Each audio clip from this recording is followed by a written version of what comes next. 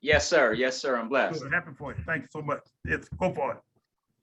Talk a little bit about being the king of the hill, the defending national champions, HBCU, Meac. Every time you walk past that trophy, you see it, Celebration Bowl, and you know what you guys were able to do, and that's a beautiful thing.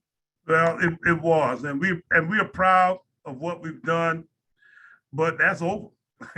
I got a chance to look at the schedule that we got in front of us now, and that's a sobering kind of experience. Just watching who we play in the coming month or so. So I guarantee you, that championship's out of our system. People want us to be sitting around trying to talk about what we used to be. We right now are in the process of trying to get ready for one of the toughest seasons we've ever had here. And I'm looking at the schedule right now. It's just I almost don't want to look left because I'm afraid to look over there to see that thing. So at that point, I think that what keeps us down on the farm. Coach Pough, you bring back a lot of talent. Talk about the three phases: offense, defense, and special teams. Well, we do. We bring Corey Fields back as our quarterback. We think that Corey is one of the better operational guys. He knows where everything's hit at, all that kind of stuff. He knows all of the bells and whistles of how offense works. We bring Shaq Davis back, our big wideout, who played really well toward the end, and we bring our offensive line back. 4 of those 5 starters. The biggest chore we had on offense was trying to find our right guard because we lost our right guard. Tyson Gray was our only graduating starter in the offensive line. So we've got that pretty much figured out, I think, now.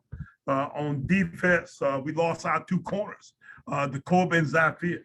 And both those guys, were good players for us for a good many years. We think we replaced them. Kendall Mutry is going to start for us at one corner, and Jamir Benjamin is going to be the other guy. So both those guys, we think, kind of fit in. So if you got an idea what our starting defense was like last year, except for the fact that we did lose Jalen Evans. Jalen was a guy that made a lot of really good plays in the Jackson State game down the hump last year when they were trying to throw balls down the middle.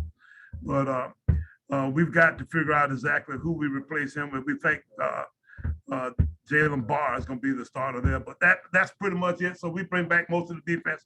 Besides that, we do bring back Garbo and Jablonski Green. Those guys were the 2 big defensive ends that we thought were really good last year. And both those guys have had good camps. Jablonski is a little heavy. We got to get him. He was a linebacker. He ate his way out of linebacker. He tried to eat his way out of defensive end. He might be a defensive tackle by the end of the year, but we'll see. We're gonna get a few pounds off of it. And then we bring back our battery, our kicking crew, Caleb Brown, our long snapper, Dyson and Gavin, Dyson Robinson and Gavin Zimmerman. Our special teams guys are all back, and we brought in Blake Morrow. We do have a backup punter kicker guy that we think can do both. So we kind of good there. We think we good there. Hopefully we can make a field goal or punt the ball on the field, do some stuff. We like to kind of put a little stuff in the kicking game. It's fun to kind of design some stuff that way. And these guys seem to enjoy wanting to do some stuff that way. So we got a chance to kind of have a decent special teams game too. So that's kind of our team back in a nutshell. And hopefully everybody will be healthy all the way through the season that way, so that we can keep running them out there. Coach, now you're the dean. You've been around for several seasons. Can you talk about what you see in HBCU? And it looks to be a beautiful thing. It's in a great place. Just talk about the Meac, the SWAC, Bulldogs football you see out there when you look around. Well, James, I think the model that we've got now in place for the Celebration Bowl, the MEAC versus the SWAC, is probably the best setup in FCS football.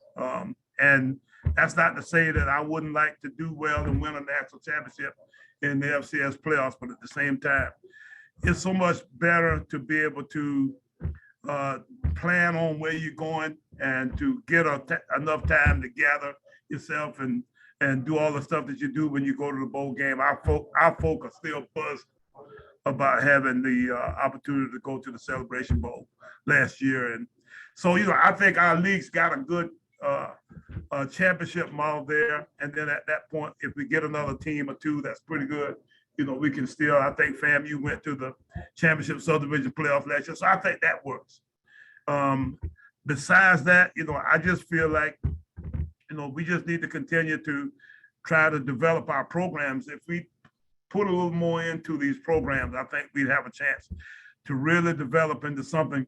And, I like to think that Dion has done a nice job of encouraging our universities to really invest in this side, of athletics that way. So, if we can continue to see, the fruits of the investments that we are making in a way that we can see the profits and that kind of stuff, then I think we got a chance to build on something that might have a chance to really be something that HBCUs can hang their hat on for years to come.